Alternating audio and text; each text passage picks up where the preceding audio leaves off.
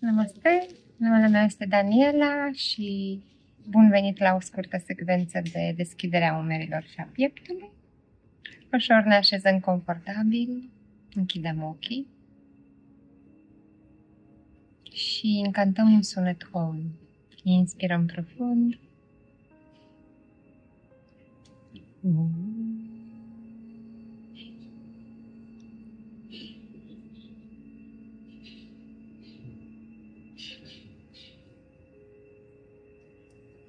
Prima postură va fi Gomukhasana Arms. Inspirăm, deschidem larg brațele și aducem cotul stâng în interiorul cotului drept. Spiralăm brațele până la palme. Inspirăm, ridicăm coartele și relaxăm umerii în jos de la urechi. Menținem atenția pe inspirație,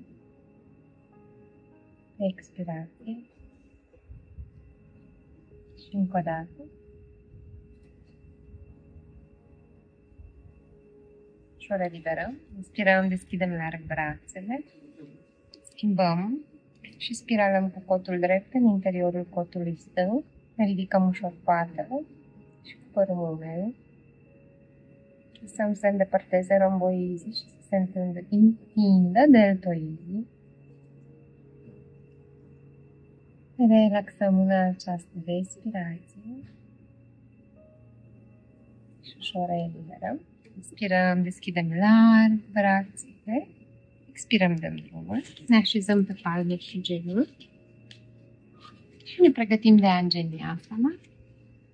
Inspir, extind piciorul drept în spate și aduc palma dreaptă pe față. Expir, palmele pe genunchi.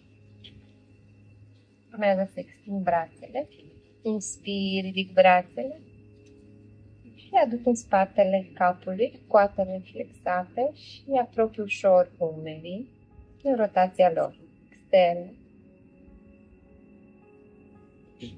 Las capul pe spate, mențin o ușoară adâncire. O să mențin pe 3 și 5 respirații. Și o reliberez. Inspir, mâna sus și ne pregătim de Virabhadrasana cu degetele intercalate. Peaceful Warrior. Inspirăm, ridicăm spărne. Expirăm, umăr la genunchi drept și coborâm capul în rotarea umerilor.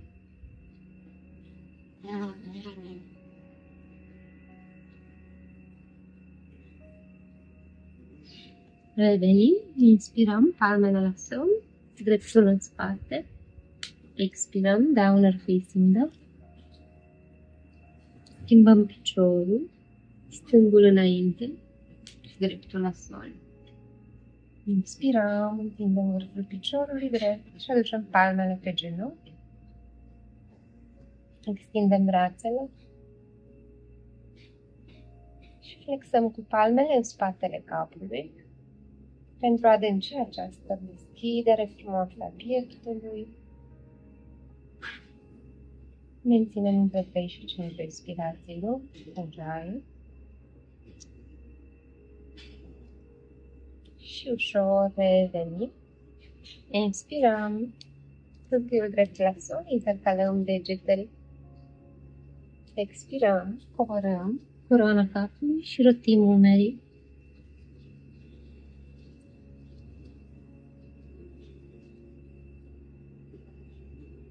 Și revenim.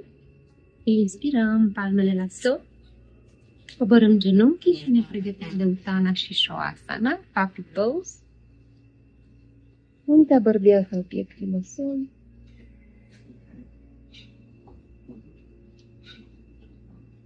Rotim ușor brațele în exteriorul urechilor.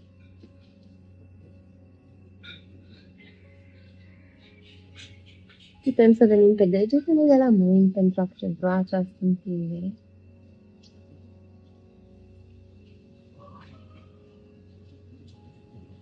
Și o reluăm. Inspirăm, ne așezăm. Cu palma stângă așez între omoplați și cu mâna stângă țin cotul drept. Inspiri, ridic pieptul și cu mâna stângă pe dedesubt mă prind în această formă de Gomukhasana azi. 1, 2, 3, 4, 5 și o reliberez. Inspir, depărtez larg umerii. Aduc palma stângă într-o omoplață. Mă ajut de palmă, o pulsă ca să mă adâncesc și prind prin spate și pe dedesubt. În cazul în care cele două mâini nu se ating, încearcă să prinzi o curea între cele două palme. Percepe cum se deschide bine axila,